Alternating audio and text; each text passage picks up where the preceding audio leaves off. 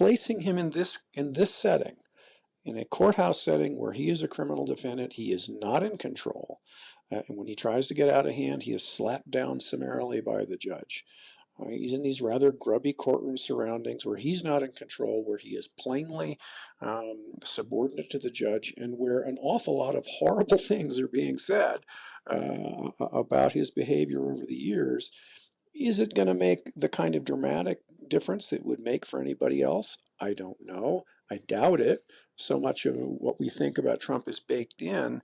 But there's stuff I heard today that even I didn't know, and I've been a student of Mr. Trump's political career now for quite some time.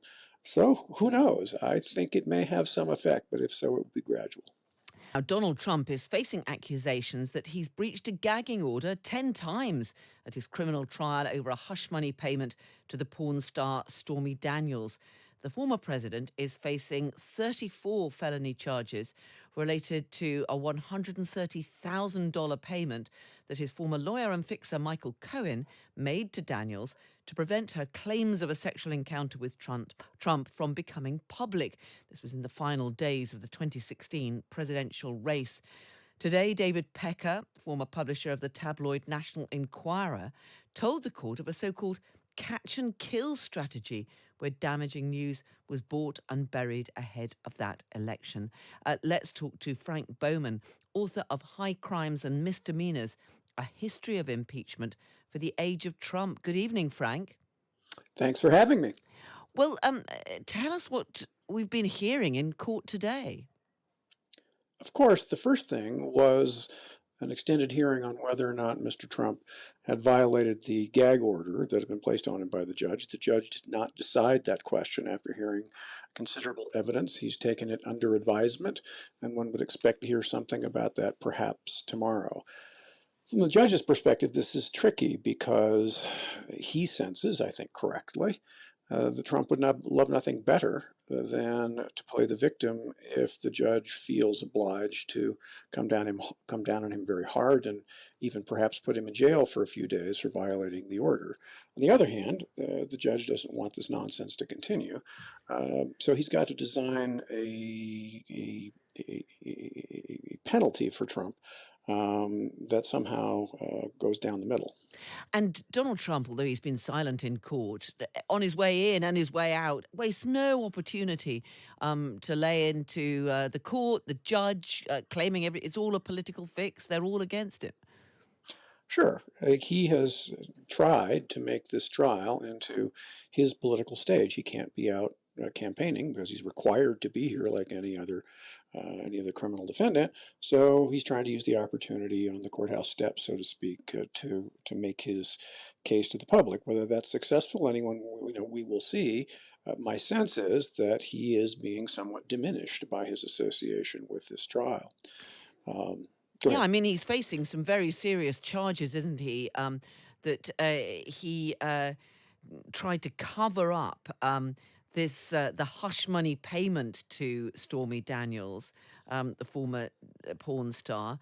And of course, this was all about trying to make sure that he didn't lose the election. That's certainly the prosecution's case. What I think is in some ways most interesting about the testimony we've heard so far is the really extraordinary character of the arrangement between the National Enquirer and Mr. Trump.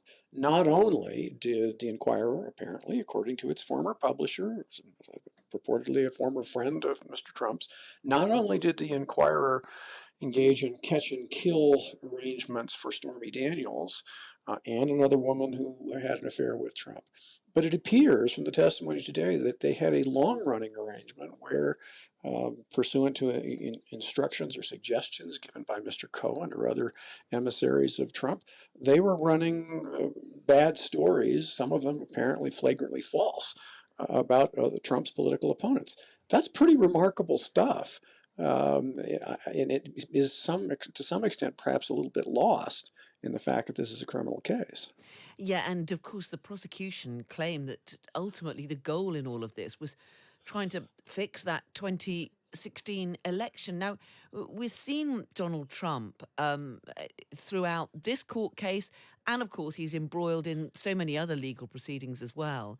And it doesn't seem so far to have dented his overall standing in the polls. But do you think that what we're hearing at this trial, and indeed, of course, the fact that he's being kept off the campaign trail and will be for many more weeks yet to come, that that is going to prove damaging in his run for the White House? I would be reluctant to predict because he's defied so many similar predictions in the past. But as I said a moment ago, I do think that placing him in this setting, in a courthouse setting where he is a criminal defendant, he is not in control. And when he tries to get out of hand, he is slapped down summarily by the judge. He's in these rather grubby courtroom surroundings where he's not in control, where he is plainly subordinate to the judge, and where an awful lot of horrible things are being said about his behavior over the years. Is it going to make the kind of dramatic difference it would make for anybody else? I don't know. I doubt it. So much of what we think about Trump is baked in. But there's stuff I heard today that even I didn't know, and I've been a student of Mr. Trump's political career now for quite some time. So who knows? I think it may have some effect, but if so, it would be gradual. And we've got a long way to go in this trial, and some very important witnesses still to come, including, of course, Stormy Daniels herself, and others, which are going to carry on just capturing the headlines. I mean, not just in the United States, I should say, but here in the UK as well. Yes, and those witnesses, of course, are going to have their own difficulties. Obviously, one of them's a porn star who essentially accepted money to keep her mouth shut. Another one's, Michael Cohen, his former lawyer slash fixer, who has conceitedly told untruths on behalf of Mr. Trump in the past. The key in this case, if you're the prosecution, however, is to recognize that although these are very impeachable witnesses, some of them, there's an awful lot of documentary material that can establish that what they're saying is true. And in Cohen's case, there's supposedly even a tape recording of Cohen talking to Trump at the White House about some of these transactions. So yes, there's much to be seen and heard. And again, my prediction would be that this is gradually going to erode at least some of his support. Really good to speak to you. Frank Bowman, author of High Crimes and Misdemeanors, A History of Impeachment for the Age of Trump. Really good to have you on the programme tonight. Thank you so much for joining us.